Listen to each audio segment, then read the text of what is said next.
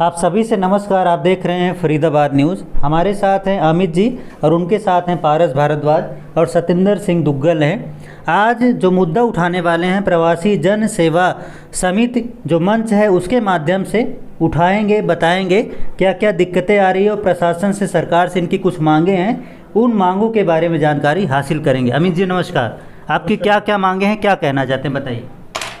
सर्वप्रथम तो आपके दर्शकों को बहुत बहुत नमस्कार।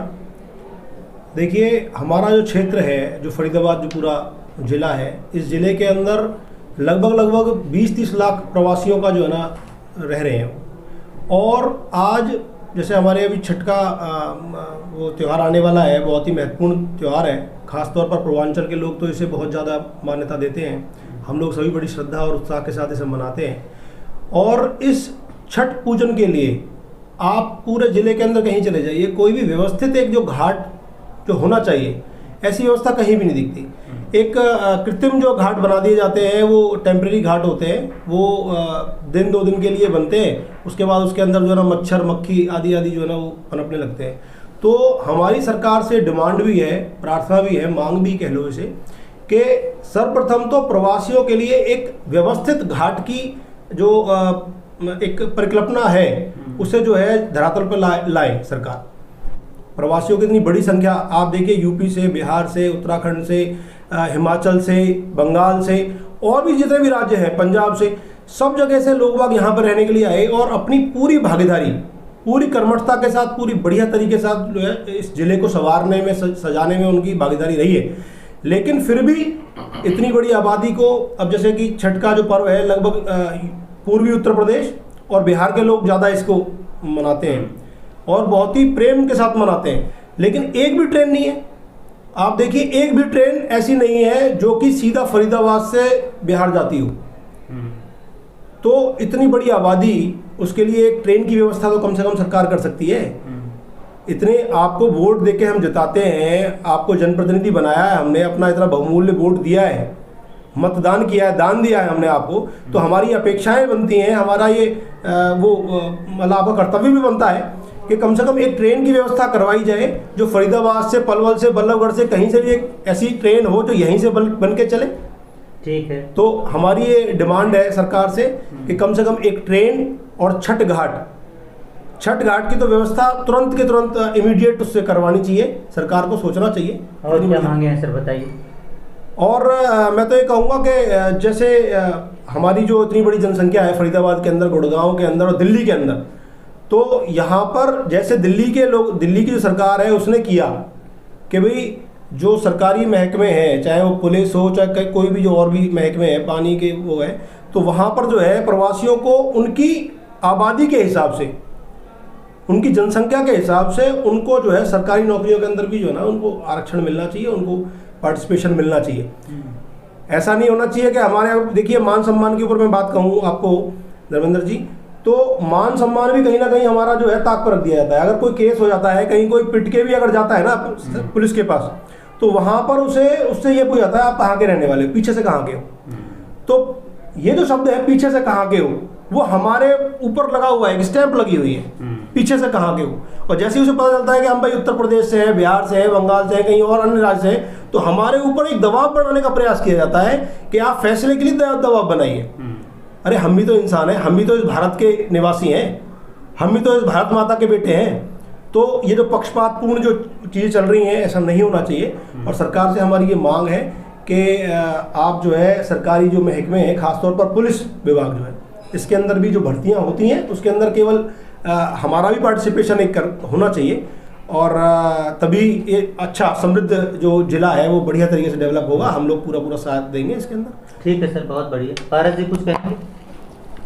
देखिए, यहाँ पर एक मानसिकता में बदलाव लाने की आवश्यकता है। फरीदाबाद शहर में जो भी इसको चला रहे हैं, जो यहाँ के स्थानीय नेता हों या यहाँ के पुलिस अफसरान, अन्य अधिकारी जो हैं वो हों, जब मैं कहता हूँ कि मानसिकता में बदलाव लाने की ज़रूरत है, तो यह है कि भाई जो यहाँ का जो लोकल व्यक्ति है, जो यहाँ पर जो यहाँ का नेता है, वो प्रवासियों को केवल एक शोषण का जरिया ना समझे। वो ये ना समझे कि भाई ये तो एक जिसको कहते हैं ना लो हैंगिंग फ्रूट बोलते हैं जिसको, कि भाई इसके ऊपर तो आप शोषण कर लो, अत्याचार कर लो, ये दब जाएगा, इसी कोई ऐसा कोई संगठन नहीं है, इसके पीछे कोई लोग नहीं है ना। तो उस तरह की मानसिकता से शहर को बाहर आने की आवश्यकता है। कारण यही है ना कि भाई शायद जैसा अमित जी ने बोला कि शायद प्रवासियों के विषय में द्वयम दर्जे की जो मानसिकता है, जो उनको लगता है कि भाई इनके पीछे कोई नहीं है, ये कुछ नहीं कर सकते, और ये सिर्फ जब इलेक्शंस का टाइम आएगा तो बहुत जो गरीब तबका है वो पैसों में बिक जाएगा, और जो थोड़ा सा इन्फ्लुएंशियल तबका है वो डरा के धमका के जो है उनसे वोट ले ली जाएंगी। तो इसलिए मैं कह रहा हूँ इनको शोषण का जरिया ना माना जाए, इनको ये ना माना जाए कि भाई ये तो क्या है कि हमारे पास एक वोट बैंक मिल गया जिसमें एक जब छठ का समय आएगा तो आप एक टेम्परेरी व्यवस्था करा दो छठ घाट की, बाद में उसके अंदर चाहे मक्खी मच्छर होते रहे, चाहे उसके अंदर वो कूड़ेदान में तब्दील हो जाए, इनकी आस्था से उनका कोई लेना देना नहीं है। तो संवेदनशीलता की आवश्यकता है। संवेदनशीलता कैसे आएगी? जब इनकी हिस्सेदारी होगी। और ये तो एक बहुत पुरानी कहावत है, सामाजिक कहावत, जिसको कहते हैं कि भाई जिसकी जितनी हिस्सेदारी उसकी उतनी भागीदारी। ठीक है। तो अब अगर समाज में इनकी हिस्सेदारी बढ़ रही है, अगर फरीदाबाद में 8-10 लाख 15 लाख अगर लेबर फोर्स यहाँ पर बाहर से, बिहार से, यूपी से, बंगाल से और अन्य प्रदेशों से आकर रह रही है अगर वो, तो उनकी भागीदारी भी सामाजिक कार्यों में नेतृत्व के अंदर, अफसरशाही के अंदर और अन्य सभी जितने भी प्रकल्प हैं, जो सामाजिक प्रकल्प हैं, उनके अंदर उनकी हिस्सेदारी होनी चाहिए। ठीक है सर, धन्यवाद। सतिंदर दुग्गल जी कुछ कहेंगे सर? हाँ, डेफिनेटली। देखिए, जो बातें अमित शर्मा जी ने कही हैं और जो पारस भारद्वाज जी ने कही हैं, वो बिल्कुल अक्षरशः बहुत बढ़िया बातें कही हैं। इसको मैं थोड़ा रिफाइन करना चाहूँगा कि गवर्नमेंट को अपने एम्प्लॉयज़ की जहाँ भी ट्रेनिंग होती है, चाहे वो पुलिस की ट्रेनिंग करनाल में होती हो या इनके जो HCS के जो ऑफिसर्स हैं या जो दूसरे लोग हैं, उनमें थोड़ा सा पाठ्यक्रम में बदलाव लाके उनको बताना चाहिए कि हमारी जनसंख्या में प्रवासियों की क्या हिस्सेदारी है और उनसे कैसा बर्ताव किया जाए। So rather than we learning their language, they should learn our language also. एक अकोमोडेटिव होना चाहिए। और इन्होंने जो बातें कही हैं कि पूछा जाता है पीछे से कहाँ के हो, तो एक बड़ा ही डेरोगेटरी तरीके से होता है। और उसके तो एक फ्रेज है इंग्लिश में, वो फ्रेज ये कहता है, you show me the face, I will show you the law. तो वो जो चीज है वो कहीं ना कहीं मेरे को ऐसा लगता है कि वो लागू होती है, गलत होती है, सही होती है, आप पर निर्भर है, आप डिसाइड कीजिए।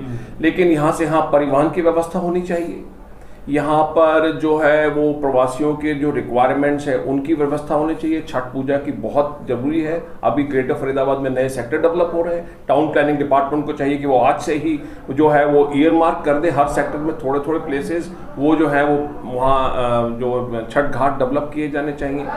और प्रशासन में, पुलिस में, जैसा कि दिल्ली में हो रहा है, जहाँ जैसा कि मैंने साउथ में भी देखा, बेंगलोर में देखा, वहाँ क्योंकि पॉपुलेशन रिप्रेजेंटेशन में दूसरे प्रदेशों के लोग भी आ रहे हैं, तो जो प्रशासन की व्यवस्था है, जो प्रशासन लागू रूल्स एंड रेगुलेशन लागू करती है, उसमें भी यहाँ वो प्रवासियों को जगह देनी चाहिए।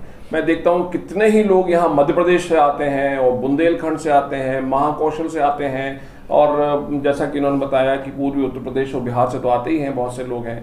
तो I think they will feel more socially secure, और एक सोशल सिक्योरिटी सिस्टम होना चाहिए। We can go on discussing, जैसे पल्ला, सेहतपुर वगैरह में इश्यूज होते हैं, तो आप देखिए वहाँ ज़्यादातर जो व्यक्ति है वो अफेक्टेड होता है, वो प्रवासी होता है, और उसके साथ में जो कई बार व्यवहार होता है वो दिल में बहुत दुखी करता है। हालांकि प्रशासन लुक आफ्टर कर रहा है, पर I think they need to rise above the bar and look after all this requirements.